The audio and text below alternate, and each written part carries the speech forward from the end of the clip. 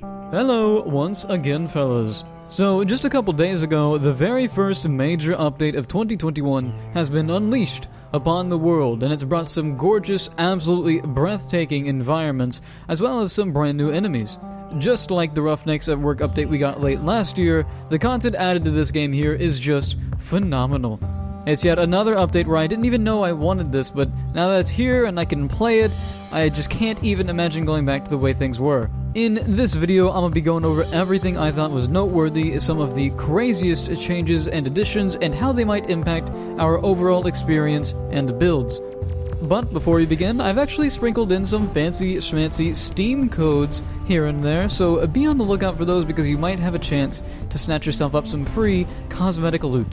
So, thanks a bunch to Jacob of GSG for making this possible. Update 33, New Frontiers, adds 2 new biomes to the roster, and both of them are just so shockingly gorgeous in their own unique ways. They're both packed to the brim with unique and detailed assets sprinkled throughout the caves, and they come along with some interesting novelty objects that aren't necessarily necessary, but their implementation it feels very natural. Whether it's kicking around acorns or hitching a ride on one of the new cave angels, which you can fully control by the way, exploring either of these caves just makes me giddy with excitement. When you launch into 𝐓𝐈𝐌𝐿, it's as though you've stepped into a portal and ended up in an alternate dimension. The color palette with the purples and the blues blends so well together, and with the naturally pleasant lighting of Deep Rock Galactic, these glowing hues bleed into the surroundings. Tossing a flare to illuminate the area carries with it some of that purple and blue aesthetic, making even just the simple act of producing light feel like you've just been smacked with a wave of juicy eye candy. The subtle shifting of the bioluminescent plants creates a kind of phantasmagoric effect. It's like something straight out of Avatar. In fact, I wonder if Avatar was an inspiration in the making of this biome. It actually almost feels reductive to compare the visuals of the 𝐓𝐈𝐿 to the world of Avatar. Maybe that's a bold statement, but 𝐓𝐈𝐿 seems like an extension of the best looking parts of the forest in Avatar. It's like they took the fantastical art style and color palette, tuned it further to suit the elements of it that they liked the most, and adapted it into a cave format that can be experienced by you, the player, on so much as a whim. Now, this is not something I ever would have expected to be a feature in Deep Rock Galactic, but it's here, it's visually stunning, and it's difficult to put into words just how impressive this is and how jarring it is to experience. The amount of life and activity happening in this biome, and the fact that the native life isn't hostile, gives the impression that this is a more approachable and whimsical place. Plants breathe pollen into the air and recede as you walk by. Cave angels glide about, offering passerbys a ride. Just stepping around and mucking about as usual almost makes you feel like you're desecrating some ideal of a place. I'm surprised when I realize I'm almost reluctant to start causing chaos and turning the place into a war zone once a swarm starts. The 𝐓𝐈𝐿 instantly draws you in and begs you to explore every nook and cranny. There's rare generational elements that employ your curiosity.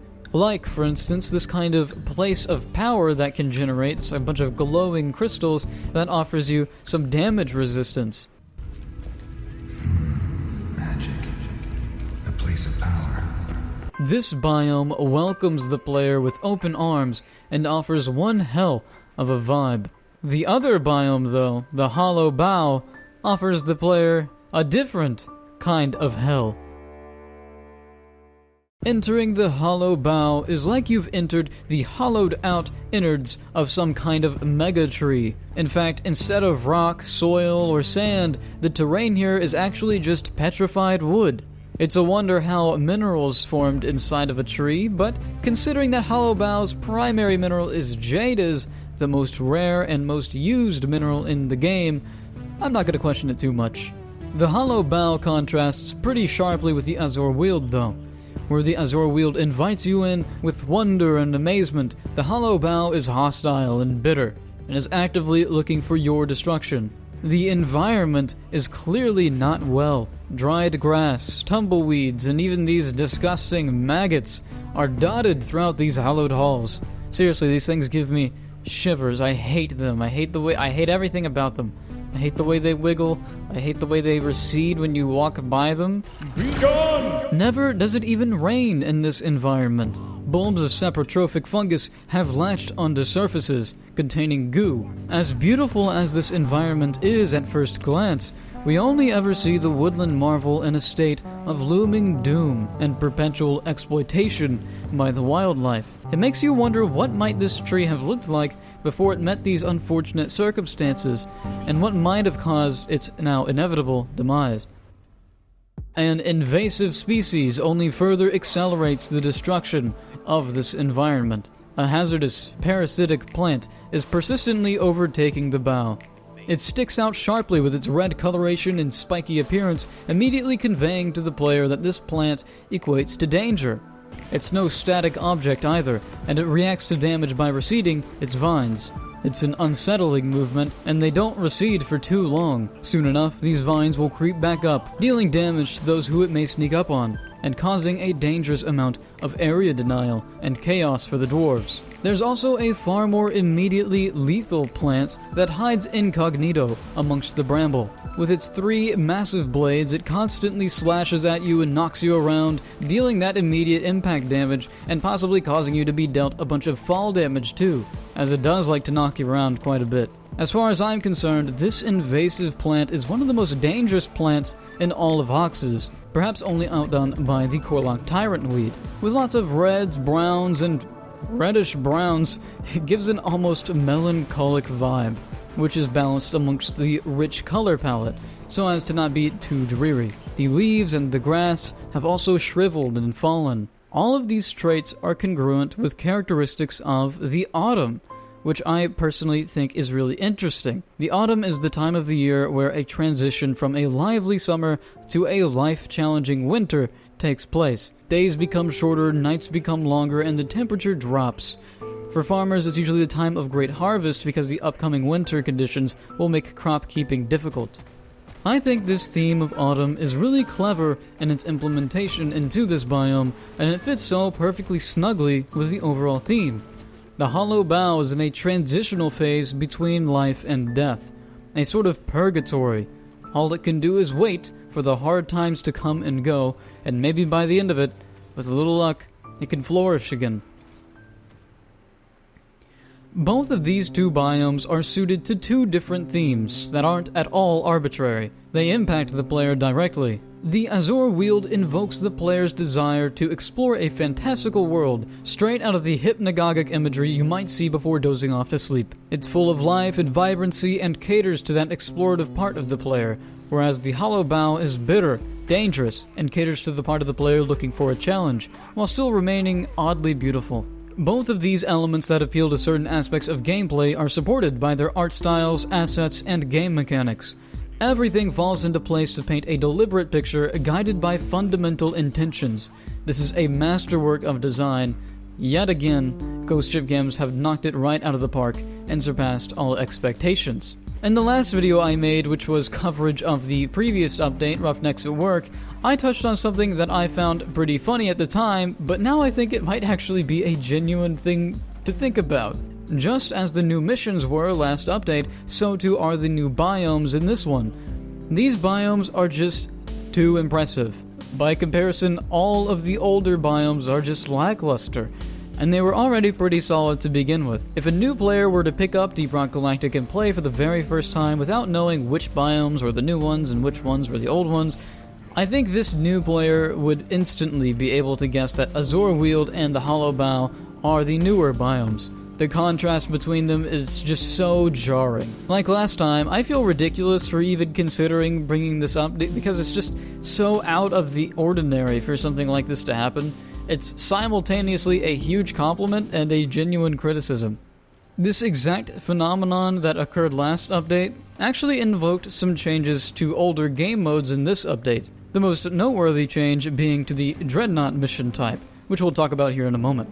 On the mule repair mission, you now actually have to manually hook up the fuel cells with the drop pod in order to refuel it, which I would imagine is a bit of a downgrade from being able to wirelessly transfer the fuel, but it's a fun change. They've also implemented a feature that enables you to download the location of mule legs, making them easier to see and making them appear on the terrain scanner. The point extraction minehead model has been updated and the mule docking animation has now been implemented properly. These are all small touches to missions and mission elements that made the missions feel more comparable to the newer ones. This makes me curious as to what lengths they might go to allow previous biomes to be at least on par with the new ones. The thing is, I'd imagine doing that might be pretty difficult, so my curiosity is piqued. But this update doesn't just come packed with new biomes, it also came with a slew of new enemies. New Dreadnought variants have been introduced, and the old Dreadnought has been greatly buffed. The elimination game mode has seen a much-needed overhaul.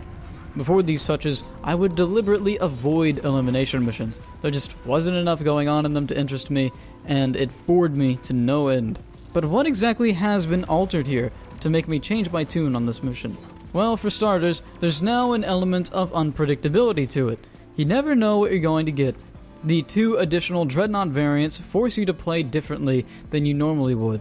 The new Dreadnought 𝐒𝐓𝐈𝐌𝐿 is impossible to damage at first, but he'll summon a unique squad of glyphids that you must kill so that he becomes enraged and exposes his 4 weak points. This is a more important change than you might think because the consequences of this new variant extends into the smithy. It finally gives the player a reason to go with crowd control setups on elimination missions. So finally, the driller doesn't have to feel like a side character in these boss fights. In addition, the fact that the 𝐒𝐈𝐿 exposes multiple weak points further feeds into this incentivization of using crowd control weapons that can hit multiple targets at once, like the Thunderhead and standard grenade launcher. After you destroy his multiple weak points is whenever he exposes his larger, singular weak point, where you can finally utilize your single target weaponry and deal a bunch of single target damage. The design of this particular Dreadnought variant is very deliberate and very clever. Not a single playstyle is neglected, and overall versatility is strongly rewarded, which will hugely impact what builds you might bring with you on these elimination missions. Maybe that build you've optimized for maximum single target damage specifically for elimination missions in the past should be reconsidered for the possibility of getting this particular Dreadnought variant. Or maybe it still works perfectly fine for you, and you shouldn't. But you get my point. Your reasonable options have been hugely expanded on this mission type. The new Dreadnought Duo variant is a test of target tracking and awareness. With this variant, there are 2 smaller Dreadnoughts that enact different roles. Now this Dreadnought is a very quick fight. Not that the fight ends quickly, but that you really need to be quick in your moment-to-moment decision making. One of the 2 tends to keep its distance and shoot projectiles, while the other is far more immediately threatening and will not hesitate to jump in your face. While both are extremely threatening on their own, together they can easily overwhelm you, especially if you're playing solo. The more aggressive fella is always in your face, burrowing beneath you, invading your space, and drawing your aggro. He forces you to pay attention to him immediately and relocate. You can kind of think of him as the tank. The other one will be shooting a bunch of devastating projectiles from a distance and trying to deal DPS. They are 2 separate entities, but they work as a single unit. They'll even share their health pool if one of them is more damaged than the other. With this particular boss fight, there are no weak points. You won't benefit from any kind of weak point bonus damage, which is definitely something to consider in that build menu. It's also something to consider if you like going to critical weakness elimination missions, expecting it to be a walk in the park. If you get the duo, it'll just be as normal. As a bonus though, you can deal damage at any time and from any angle. Now, the standard Dreadnought has changed in a way I think is pretty substantial. He's been tuned and buffed in many ways, but his biggest killing move has always been that AoE ground pound attack. This attack has been buffed to absolute lethality. Its range is way larger than it used to be, and it still comes out incredibly quickly. So quickly, in fact, that if you are not host, there's very little you can actually do to react appropriately. This was already somewhat of a problem in the past, but now the issue has been expanded and highlighted even more so. If you're so much as at the peak of your jump when he lets out his tail, odds are there's very little you can do. Also, you might feel like you're well out of his range for him to attack you, but your hitbox is technically still being touched by that area of effect, that ground pound, so you take the full damage and potentially die instantly. This causes a lot of situations where you feel like you've been downed by a cause that's a little arbitrary. This kind of thing is usually tolerable once or twice or every now and then, especially considering that RNG plays a big role in the generations and spawns and such, but this isn't a result of procedural generation. This is a situation that makes fighting this variant a little unpleasant. I think, and this is just my personal opinion, if you're going to increase the area of effect of this attack, you need to tune the tail of the Dreadnought to allow a few more milliseconds of time for the players to react, or rework the damage output of the attack itself. Because as it stands, the appropriate playstyle to avoiding the ground pound is just to run away or perch on a zipline, because I don't want to be anywhere near that Dreadnought, especially if I'm not host. Maybe some kind of damage drop-off to be more forgiving of players that are further away would be nice, or just have the attack deal a bit less damage, but launch the dwarves into the air for gravity to deal more of that damage towards the ending radius. Now, I'm just playing with ideas here, but I feel like this would at least allow some wiggle room to recover if you happen to be caught at the edge. It's definitely better than instant death, especially when it's so easy to take the hit not through any fault of your own, but through the fault of imperfect connection. Some platformers have that coyote time, where as you're stepping off a platform, the game allows you the ability to jump, despite you technically not being on a surface at the moment you press the button. It's implemented like that because players would feel like they pressed the button at the appropriate time, and the loss of a life felt arbitrary. A mechanic of the game felt unpredictable and resulted in arbitrary game over screens.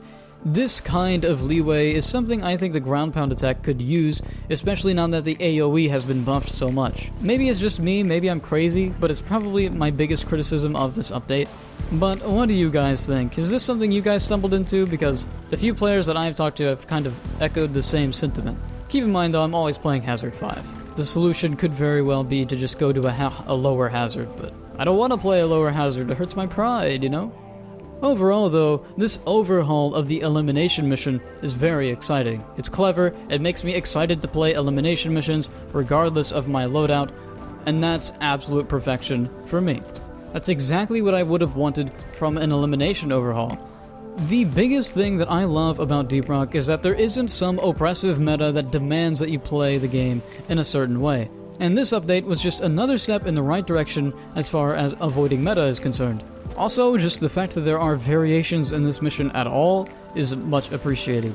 I kinda wish this kind of variation was implemented into the Omron boss battle, but that's a different topic. Mactera. Those flying turds have received a couple pretty substantial additions.